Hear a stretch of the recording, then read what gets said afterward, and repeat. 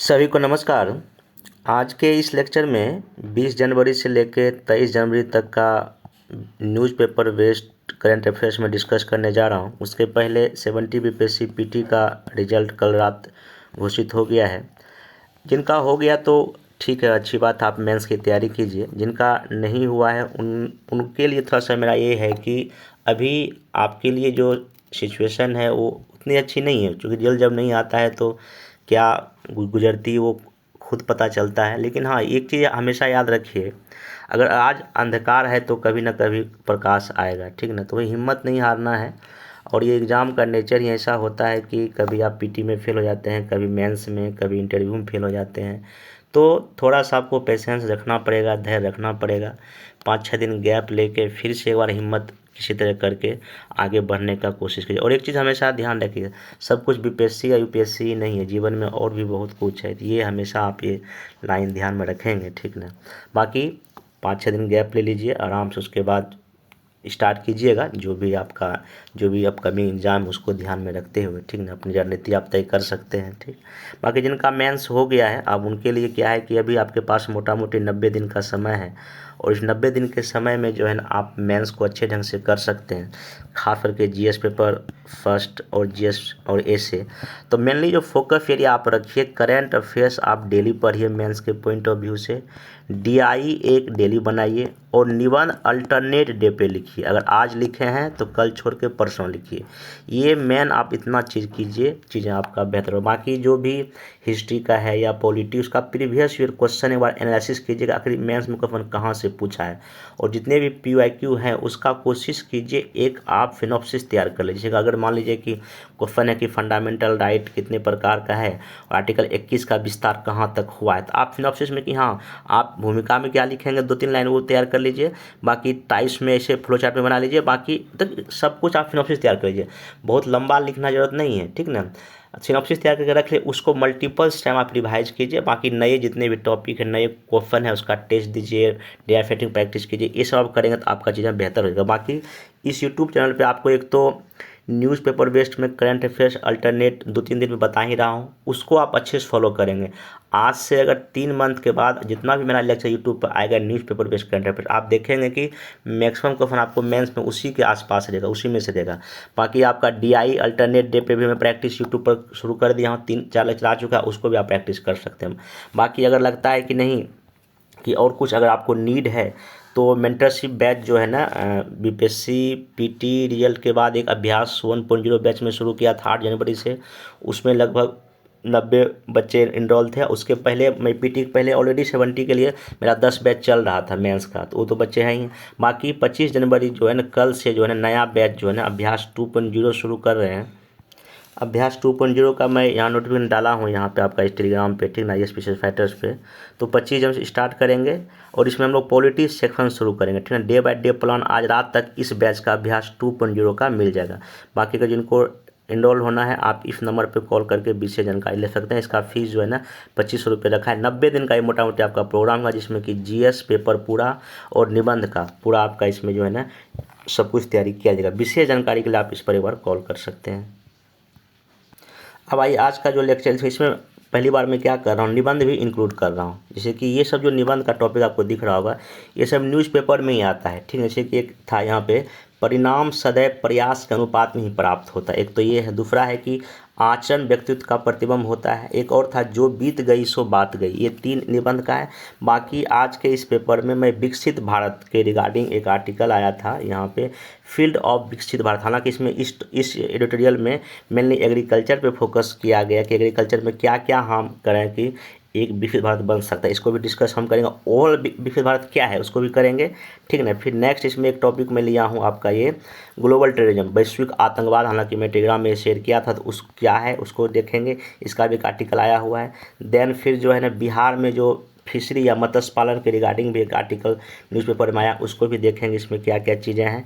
और इसमें फिर पीटी के लिए भी कुछ कुछ, जैसे कभी अखिल भारतीय पीठासीन प्राधिकारी का मीटिंग पटना में हुआ, उसको भी देखेंगे। उसमें क्या क्या मेन फैक्ट एंड फिगर निकल के सामने आया, ठीक। ठीक है। तो आज के इस पूरे लेक्चर में इतना, बाकी एक दो कुछ पीटी का बिहार स्पेसिफिक।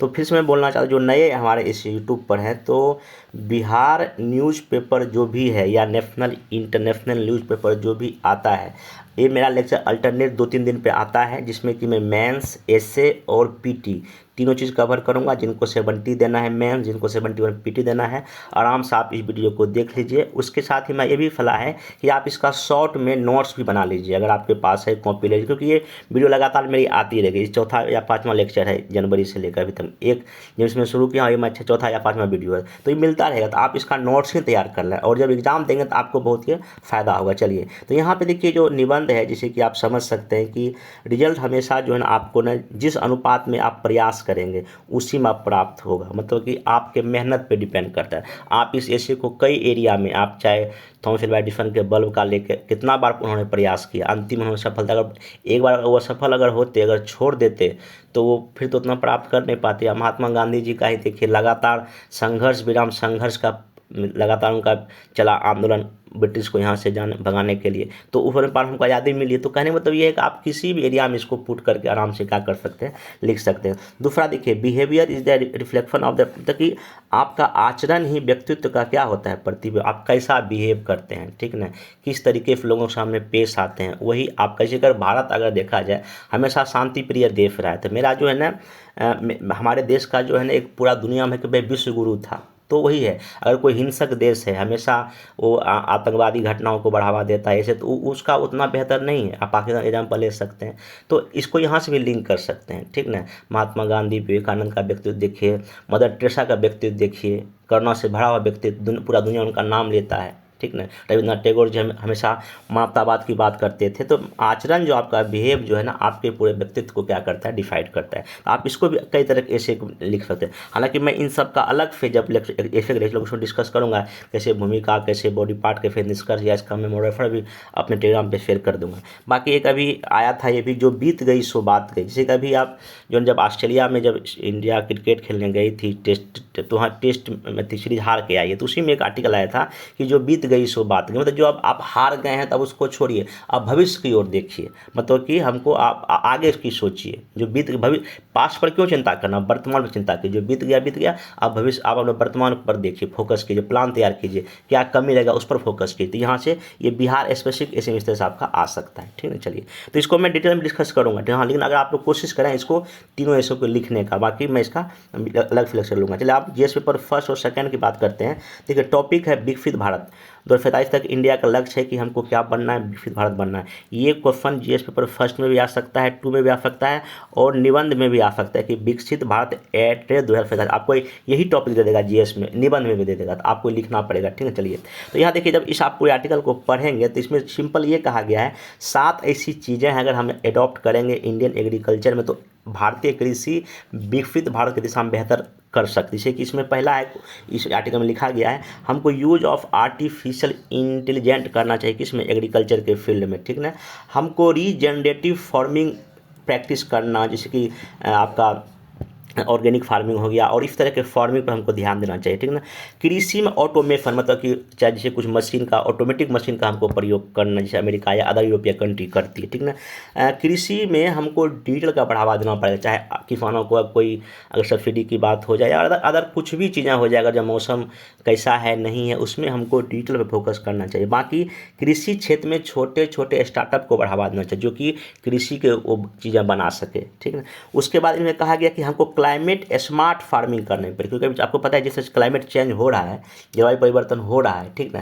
तो जलवायु परिवर्तन के अकॉर्डिंग हमको खेती करनी पड़ेगी, ठीक ना। तो ये सब बातें जो इसमें 5-6 पॉइंट जो है ना आपका इंडियन एग्रीकल्चर को कैसे बेहतर किया जाए वो काफ़ी इसमें अच्छा आर्टिकल है। इसका मैं पेपर कटिंग ऑलरेडी अपने ग्रुप में शेयर किया हूँ, जहाँ न्यूज़ पेपर कटिंग ग्रुप है, नीचे उसका लिंक है, उसको देख लीजिएगा। बाकी इसको आप पढ़ ले सकते हैं, लेकिन मेनली इसका की टर्म यही है। देखिए, कोई भी आर्टिकल होता है उसके हर एक बात आपके लिए एग्जाम के पॉइंट में इंपॉर्टेंट नहीं होता, बस उसका की टर्म वो क्या कह रहा है वही आपको लिखना है। तो ये मैं बता रहा हूँ कि आप कैसे न्यूज़ पेपर आर्टिकल पढ़ेंगे भी। तो आइए इसमें जो है ना, अब मैं ओवरऑल मीनिंग ऑफ विकसित भारत क्या होता है, इसका मैं कोशिश करता हूं बताने की। देखिए पहली बात ये देखिए, 15 अगस्त 2022 को पीएम मोदी जी ने 2045 तक भारत को विकसित राष्ट्र बनाने की दिशा में कार्य करने का आह्वान किया था, ठीक ना। उन्होंने 5 इन्होंने प्रतिज्ञा घोषित किया था कि भारत के विकास की आकांक्षा का संकल्प लेना, दासता की मानसिकता से बाहर निकलना, देश की ऐतिहासिक विरासत पर गर्व करना, एकता को अपनी शक्ति बनाना और देश के प्रति अपने कर्तव्य का पूरा करना। इस 5 प्रतिज्ञा आज से 2-3 साल पहले जब ये 15 अगस्त हुआ था तो उसमें उन्होंने कहा था, ठीक ना। अब यहाँ पे एक बात ये है कि आखिर विकसित भारत मेरा होता क्या। देखिए विकसित राष्ट्र का ऐसा कोई निश्चित परिभाषा नहीं है, लेकिन हाँ जैसे कि यूएनओ हो गया, वर्ल्ड बैंक हो गया, WTO हो गया, या आपका वर्ल्ड इकोनॉमिक फोरम जैसी संस्थाएं कई मानकों पर दुनिया के देशों को विकसित, विकासशील और पिछड़े राष्ट्रों में वर्गीकृत करती है। तो मोटा मोटी डेवलप स्टेट का मतलब क्या है कि यहाँ जहाँ पर कैपिटा इनकम काफ़ी ज़्यादा होगा, हाई GDP होगा, एजुकेशन लेवल बहुत अच्छा होगा, लगभग 90 प्लस हो जाएगा, हाई 100% एजुकेशन होगा, स्किल होगा, लोगों के पास रोजगार का बहुत अलग अलग मतलब स्कोप होगा रोजगार का, वहाँ बेरोजगारी का लेवल बहुत ही कम होगा, सोशल इकोनॉमिक और विषमता काफ़ी कम होगा देश में, औद्योगिकरण का लेवल काफ़ी इसमें हाई होगा, ठीक ना। मानव विकास सूचकांक में बहुत अच्छा स्कोर होगा, टॉप 10 में होगा। तो ऐसा करके हम कहीं ना कहीं मानव मतलब कि विकसित राष्ट्र का में मतलब इतना हम मोटा मोटी करेंगे कि हाँ इतना अगर मानक है तो हम उसको बोलेंगे ये डेवलप स्टेट है, विकसित भारत में मोटा मोटी हम इतना फोकस करेंगे, ठीक है। लेकिन अभी इंडिया डेवलपिंग कंट्री, क्यों डेवलपिंग कंट्री है, क्योंकि पर कैपिटा इनकम काफ़ी हमारा निम्न है, ग्रामीण विकास भी स्थिति अच्छी नहीं है, हमारा शहरीकरण भी मतलब 30 के आसपास है, ठीक ना। सामाजिक संकेतों में काफ़ी खराब प्रदर्शन है, जैसे कि वर्ल्ड चाहे डेवलपमेंट इंडेक्स में इंडिया 130 के आसपास रहता है, हंगर इंडेक्स में इंडिया 100 के मतलब कि नीचे ही रहता है, ऊर्जा इंडेक्स मतलब ऊर्जा मतलब हम एनर्जी कंजम्पशन भी बहुत कम करते हैं और देशों के कंपेयर में कहीं ना कहीं हम अभी विकासशील देश हैं। विकसित बनने का मतलब है कि हमको ये सब चीज़ करना पड़ेगा, कोई दिक्कत। अब यहाँ पे सबसे बड़ी बात ये रही कि जो विकसित भारत में क्या क्या हमने टारगेट किया है, जो इसमें देखिएगा तो इसमें पहली बात तो हमने क्या करेंगे, इकोनॉमिक डेवलपमेंट की बात करेंगे, ठीक ना। एजुकेशन और हेल्थ में सुधार की बात करेंगे, टेक्नोलॉजी में प्रगति की बात करेंगे, बेसिक इंफ्रास्ट्रक्चर डेवलप करेंगे, सोशल रिफॉर्म करेंगे, और सबसे बड़ी बात है सतत विकास और पर्यावरण संरक्षण करेंगे। बड़ा जो वर्क फोर्स हमारे पास है 65% यंग आबादी, उसका हम यूज करेंगे, और ग्लोबल ऑर्डर में अपनी भूमिका हम मजबूत करेंगे। ये विकसित भारत का मिलने का आपका लक्ष्य है। तो आप देखिए हम क्या लगता है कि आपको क्या विकसित भारत हम लक्ष्य तक पहुँच सकते हैं? हाँ एकदम पहुँच सकते। तो उसके पीछे कुछ कारक जिम्मेदार देखिए। पहली बात ये है हमारे देश का इकोनॉमिक डेवलपमेंट अच्छा हो रहा है, क्योंकि हम 5th largest country already GDP में बन गए हैं। मेक इन इंडिया है, स्टार्टअप है, और भी कई सारे सरकार स्कीम लॉन्च की है जिसके जरिए हम इस लक्ष्य को प्राप्त कर सकते हैं। Reform in health and education, आपको पता है कि आयुष्मान भारत या नई एजुकेशन पॉलिसी से बड़े बड़े चीज़ें चल रही है जिससे कि हम इस लक्ष्य को भी प्राप्त कर सकते हैं। टेक्नोलॉजी में चाहे IT हो, बायोटेक्नोलॉजी हो, इसरो है, अपने सब इस क्षेत्र में हम लोग प्रगति कर रहे हैं। DRDO सब में प्रगति कर रहे हैं। अभी भी 3 जो है ना आपका युद्धतोप का हुआ है उद्घाटन। तो ऐसे मतलब हम साइंस टेक में काफ़ी अच्छा कर रहे हैं। हम डेवलपमेंट ऑफ इंफ्रास्ट्रक्चर, आपको पता है कि पोर्ट है, रोड है, रेलवे है, इस सब में हम काफ़ी अच्छा कर रहे हैं, ये भी एक बड़ा फैक्टर है। सोशल रिफॉर्म में गरीबी हमारे यहाँ कम हो रही, चाहे नीति आयोग को रिपोर्ट हो या और भी रिपोर्ट में गरीबी कम होने की बात की जाए। और असमानता हाँ है, लेकिन उसमें भी हम कम करने का क्या कर रहे हैं, प्रयास कर रहे हैं। और सस्टेनेबल डेवलपमेंट के जरिए हम एक 540 गीगावाट का लक्ष्य रखे हैं कि भाई हम नवीकरणीय ऊर्जा से प्राप्त करेंगे, और भी ऐसे नेट जीरो का हम कार्यक्रम टारगेट रखे हुए हैं। तो ये सब भी हम कर रहे हैं। वर्क फोर्स 65% हमारी है, उसको हम एजुकेशन स्किल सब कुछ दे ही रहे हैं। तो कहीं ना कहीं ये सब भी हमको वहाँ तक पहुँचने में मदद करेगा। बाकी रोल ऑफ देखिए अभी एक्टिव रोल इंडिया निभा रहा है हर एक समस्या में, चाहे ग्लोबल साउथ का मामला हो या G20 हो या कोई भी बड़े बड़े वैश्विक मंच पे इंडिया अपनी भागीदारी कर रहा है। और G20 का हम लोग मीटिंग भी ऑलरेडी यहाँ करा रखा है, ठीक ना। और इम्पोर्टेंट प्लेयर निकल के सामने आ रहा है इस मल्टीपोलर वर्ल्ड में। तो कहने का मतलब ये है कि ये सारे कारक या फैक्टर हैं जिसकी वजह से हम जो है ना 2045 तक में विकसित भारत का लक्ष्य प्राप्त कर सकते हैं, ठीक है। हाँ अब एक समस्या ये है कि हमारे सामने कुछ चुनौतियाँ, जैसे कि अभी भी वर्ल्ड इंडेक्स में इंडिया का रैंकिंग काफ़ी लो है, चाहे डेवलपमेंट इंडेक्स में हो, ग्लोबल में हो, हैप्पीनेस में, उसको हमको बढ़ाना पड़ेगा। और असमानता आर्थिक असमानता तो उसको कम करना पड़ेगा, गरीबी खत्म करनी पड़ेगी, हर हाथ को रोजगार देना पड़ेगा।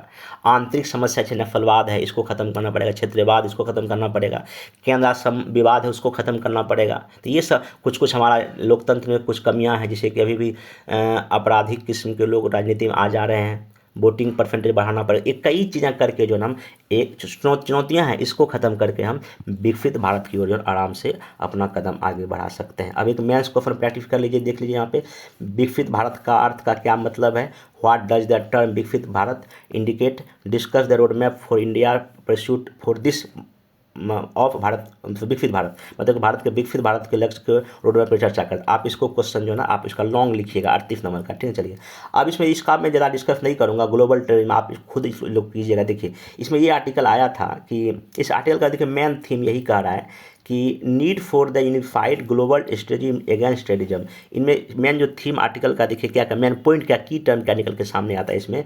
इसमें जिक्र किया गया कि हमको एक ग्लोबल एंटी टेरर स्ट्रेटजी रणनीति तैयार करनी पड़ेगी, ठीक ना।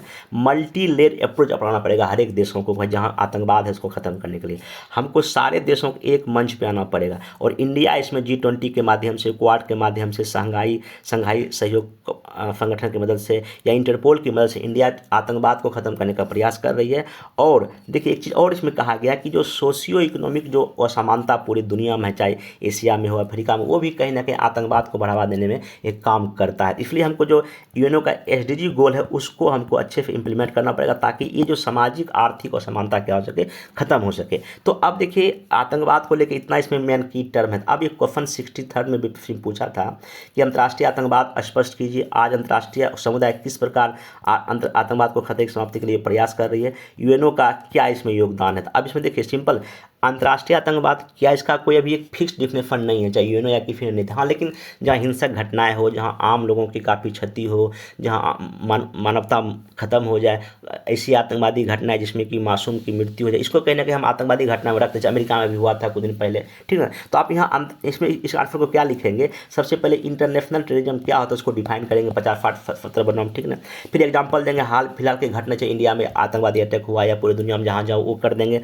बाकी इसमें एफर्ट लिखेंगे कि वर्ल्ड लेवल पे चाहे यूएनओ क्या कर रही है या G20 क्या कर रही है, शंघाई सहयोग क्या कर रही है, जो भी अंतर्राष्ट्रीय संगठन कुछ प्रयास कर रही है वो करेंगे, और इंडिया इस पर क्या कर रही है, इसको करके जो आप जो है ना इस आंसर को खत्म करेंगे। 63 में पूछा है और अभी आतंकवाद काफ़ी चर्चा में होता है, यहाँ क्वेश्चन इस बार से 71 में आ सकता है। अब नेक्स्ट होते हैं बिहार में। देखिए इसमें एक आर्टिकल आया था transforming Bihar through aqua culture, मतलब कि बिहार में मत्स्य पालन के जरिए हम जो है ना बिहार के स्थिति को बेहतर कर सकते हैं। जब इस पूरे आर्टिकल को पढ़ेंगे देखिए मेन क्या क्या टर्म निकल के सामने आएगा। इसमें देखिए की टर्म ये कहता है कि अभी हमारे देश में लगभग 2.8 मिलियन लोगों को इसमें रोजगार में, पूरे देश की बात कर रहा है, और 1.1% GDP में ये क्या करता है, योगदान करता है। बिहार में काफ़ी इसकी संभावना, काफ़ी स्कोप है, नदियों का जाल है, परंपरागत आर्थिक गतिविधि हमारा मत्स्य पालन, ठीक ना बिहार में, और कंज्यूमर की कोई कमी तो है नहीं, 12-13 करोड़ आबादी हम लोग हैं, ठीक ना।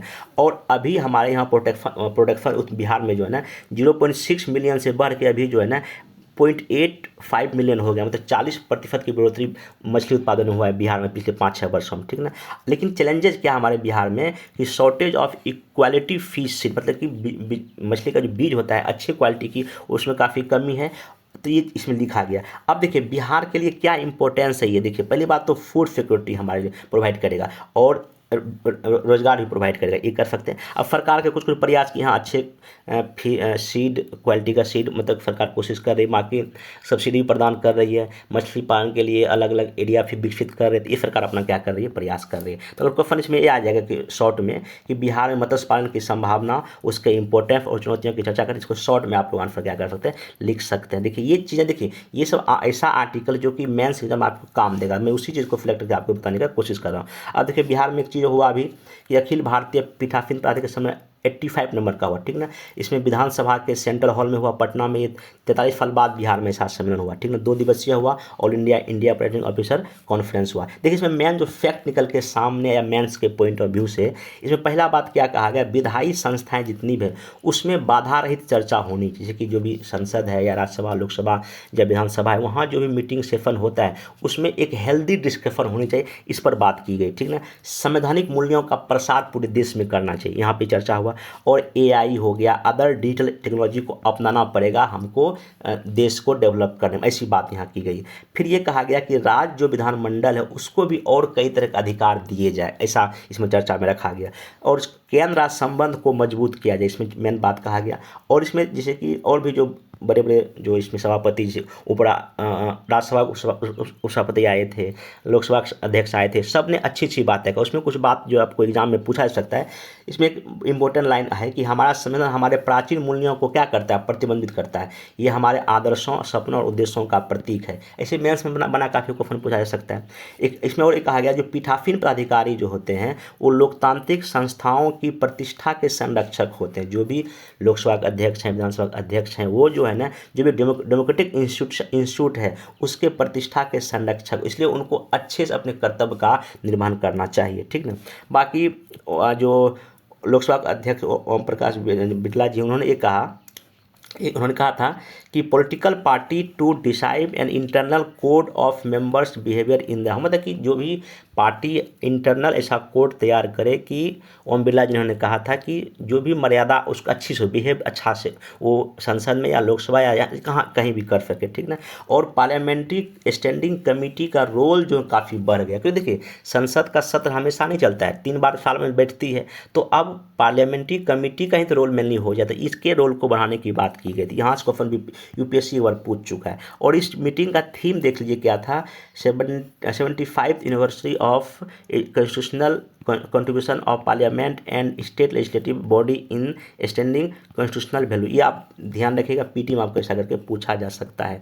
अब देखिए एक लाइन और ध्यान रखिएगा, भारतीय इतिहास के कई क्रांतिकारी बदलाव के केंद्र में बिहार रहा है, पूरी दुनिया को लोकतंत्र हमने दिया था। ऐसे करके क्वेश्चन मेंस में पूछा सकता है कि भारतीय इतिहास के कई क्रांतिकारी बदलाव के केंद्र में बिहार रहा है, चर्चा कीजिए। देखिए कई चर्चा महात्मा बुद्ध से लेके महावीर को लेके अशोक से लेते हुए फिर आप यहाँ पे क्या कहते हैं आधुनिक भारत में मध्यकाल में शेरशाह सूरी को लेते हुए, फिर आप यहाँ आधुनिक भारत में महात्मा गांधी का 1917 का चंपारण सत्याग्रह, फिर 1942 के अगस्त क्रांति में 7 छात्रों का शहीद होना, फिर देश के प्रथम राष्ट्रपति कौन राजेंद्र प्रसाद जी को होना, फिर 1975 में जेपी जी का मूवमेंट, ऐसे करके कई चीज़ें हैं हमारे बिहार में जो क्रांतिकारी बदलाव लाए। आपको ये सारे पॉइंट आपको ध्यान में रखना पड़ेगा। बाकी अभी जो गणतंत्र दिवस पटना में दिल्ली में हो रहा है, तो वहाँ पे कर्तव्य पथ पर दिखेगी बिहार की ज्ञान और परंपरा की झांकी।